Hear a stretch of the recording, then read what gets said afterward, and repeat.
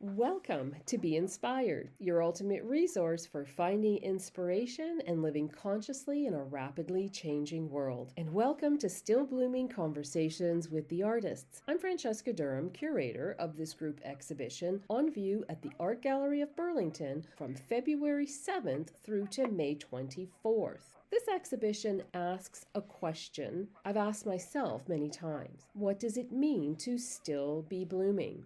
And how do we keep creating beauty and meaning and community despite adversity? Over this episode series, I'm sitting down with each of the artists in the exhibition to hear their answers. And I'd like to start by saying thank you to our sponsor, the Halton Black History Awareness Society, for your generous support of our artists. And today I'm thrilled to be in conversation with Funmilola Adeseun. Her artwork in this exhibition is called Rooted, and she says that life is one big garden. Well, we'll have her tell us more about that. Funmilola, thank you so much for being here and being part of this podcast series for Still Blooming. Thank you, Francesca, for having me. You're welcome. And as you know, we have 5 core questions in this mini deep dive interview. And are you ready to get started? Yep. All right, let's go. Let's start with more of a personal connection for our first question, which is, what does the phrase still blooming mean to you personally? And how does your work in this exhibition embody that idea? Okay, when you first asked me this question, what actually flashed across my mind was how post-emancipation images often, project sadness, gory flashes of the past and all that. Because for me, somehow my exposure has been like the visual language around post-emancipation and Black history. I've often leaned towards pain and struggle, Okay. So while I'm not really undermining our history, I always choose optimism in the face of history, right? Mm-hmm. So for me, history matters. So still blooming means for me that the story isn't over, that despite what came before, we are really still growing, creating, and we're imagining even a greater and brighter future. So I choose to cheer things up through my artwork. I brighten the mood. So we have strived and we are really thriving. That despite all, we are really thriving, In my work, I've embodied this idea, the still blooming idea, as I shift my narrative towards hope, So my imagery directly connects to nature, the garden of life. I set everything I've captured in my work, in Rooted, the organic relationship between us and as humans and our habitats, our habitation. So we are one with nature. So the ground on which we stand and live, the spaces which we gather, the skies under which we continue to live, and even deep down the depths beneath us, where we return to eventually as dust, we are one with nature. That's really what I try to showcase in my work. And I think that is being embodied right there. The timelessness, the resilience. Generally, that's really what my view of life is what I've actually expressed in Rooted. Okay. No, that's great. And tell us then a little bit about your creative process to maybe walk us through the creation of your piece. What inspired it, and were there any surprising moments or challenges in bringing it to life? I know you had mentioned that you choose optimism in your work and when you're creating. What was the inspiration for this piece? Okay, so primarily I'm inspired of, I have this urge to invoke somehow a happy outlook on life. I love to put smiles on the faces of people, especially those who view my work really. So I want so I think my inspiration comes from that happy outlook I have for life. Mm-hmm. Colors, lavender, yellow, and pink, the project happiness to me, they inspire me. Blue itself signifies to me unity. And I always use that to sort of unify my colors. My favorite being Radiance, turquoise. I love colors in my work. They show curvy work actually shows fluidity, and freedom. Mm-hmm. So I always let curves flow naturally. My strokes and textures express dynamism and abundance. And so all that is what somehow always inspires me. But most importantly, my father actually inspired me greatly. And that showcase is also in Rooted because he was a green thumb, a gardener. Okay. So I knew how to nurture life and bring it back and to be protect life really and to honor life somehow. That's actually all things that I would say ordinarily inspire my work. Rooted itself is a large work. I can actually walk you through the creation, the piece itself. A large piece of work. It's 40 inches by 32 inches. It's a mixed media piece, and it's actually very tactile. I used an impasto technique with it, so it's an acrylic painting and I've combined textile and a bit of sculptural elements into it.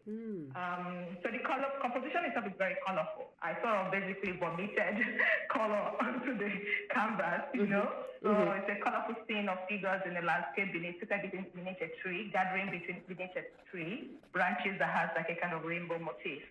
So my colors are very vibrant, and I always use that. I use non-naturalistic colors most of the time to convey my feelings about reality. So very much you would actually, I think the viewers will actually see my brush strokes. They are very bold and expressive, and the forms are not realistic; they are distorted because I usually focus on the subjective, more my work. Then I also have this beautiful, the three-dimensional, like white and pinkish floral appliques, which are just fixed around the canvas as well. So these are all basically different things just to create a lot of texture, somehow, so just to reflect and to express how I view life, the vibrancy of life, the dynamism of life, the weightiness of life, really. That's this, I would say. You asked me about the challenges that I probably had. I didn't have, because I really enjoyed creating this work, and I'm very exploratory, in my technique, really. I explore. I'm always like ready for the surprises as I go on. But I think I would say it was a challenge when I think it was more like my ideas would seem to be too big for just one frame. Mostly because I was limited to just one artwork for this AGB exhibition, because my ideas actually were quite huge. I viewed this entire seed blooming thing as a kind of a series, Rooted itself is actually one of three series. So Rooted is the main piece, but Rooted has siblings, for those that want to know. It has siblings. We want the siblings. So Rooted is the main piece, which is the collective in the garden of life, right? And we have Blooming, which focuses on individuality, which captures youthful vibrancy and a hopeful outlook. Ayakono is the celebration of life and its stages. So the three of them together, they actually complete the story for me in my head, So really, because every stage of life is beautiful and worthy of celebration. So for me, that was really the challenge I would say was like I was struggling with, but I'm very, very comfortable with it right now because, of course, there will be many opportunities to see the others as well as we move on. So. Most definitely, when I think about the siblings, we definitely want the siblings when we expand Still Blooming, because the idea is to expand. But there's definitely a lot that has inspired you in this piece, rooted, as you had mentioned, your father, and all of the colors, and that it really does give the impression that you want it to give. Now, when we're looking at botanical imagery as language, this exhibition explores how flowers and botanical forms can be languages of survival and memory and resistance. What are your botanical forms saying? What story are you telling? I know it's a happy outlook on life. Yeah. And what else is in your story? Oh, the hibiscus flower. Okay. I'm proud to talk about the hibiscus because actually it inspired me as well, and I think I somehow sort of tried to use that as like the fabric, which basically wraps around the work itself. So hibiscus is a plant native to Africa, actually, and as beauty. It's a symbol of fertility, healing, and of course it's sweet as well. I also use yarn for softness. Anyway, just one thing, like my hibiscus flowers, they tell the stories, The hibiscus has a very short lifespan, Right. And so for me, it symbolizes how life is transient, right? It's colorful, which projects happiness, joy, and beauty for me. So symbolism, hibiscus itself is telling the whole story around that. The plant itself has healing properties. It's been known, we use it for global, whatever in Nigeria, we turn it into that. It lowers high blood pressure, cholesterol, and it blah, blah, blah. So, so depending on the species itself, hibiscus thrives in tropical and cold weather, which signifies resilience and survival.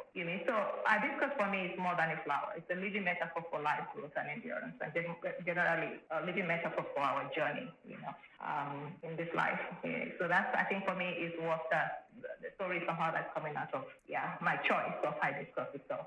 It's a beautiful story because it leads perfectly into my next question, where we're talking about softness and power. As you've described the hibiscus flower as, it has that softness because it is a beautiful flower, but it has a short lifespan. But power in it is, you talked of it having healing properties as well.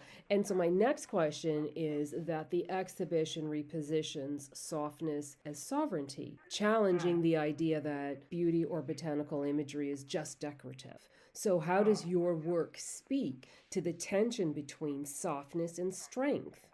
I think for me, they coexist really. Softness and strength, they coexist in my work. That's really what I hope the viewer thinks that as a strong thing I'm communicating through my work, because the flower is often delicate, it blooms season after season. Even though it's interestingly, the lifespan is only a day or two for the hibiscus, but then as one dies off another, the plant keeps on blooming, but each flower comes up and beautiful, it dies off and another one picks up, and so in the face of challenges, it's strong. The flowers, they frame the community in my work, shows the connection. So as the figures gather, so the flowers actually frame around them. So it's like shield and I think for me, our culture somehow we celebrate the community, and we know that in the community we find care. There's a lot of care, right? And there's a lot of beauty in it, and there's also in it we're strong. And the stronger our the more connected we are to our community, the stronger we are.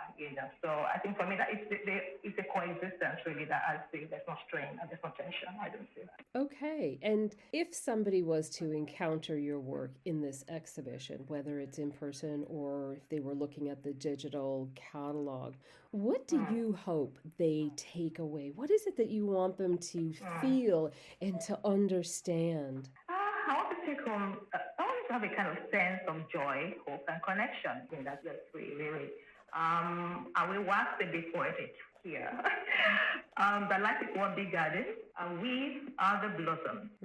From our roots, we continue to bloom as seeds that are popping, children budding, teens blooming, adults with flowers, ripening, striving, and thriving. We then return to the earth to regenerate, to seed again, to bud again, to bloom again. We will always blossom, and our heads will continue to be held high. So really, for me, I hope people are able to take that away when they view my work, really. That's my heart.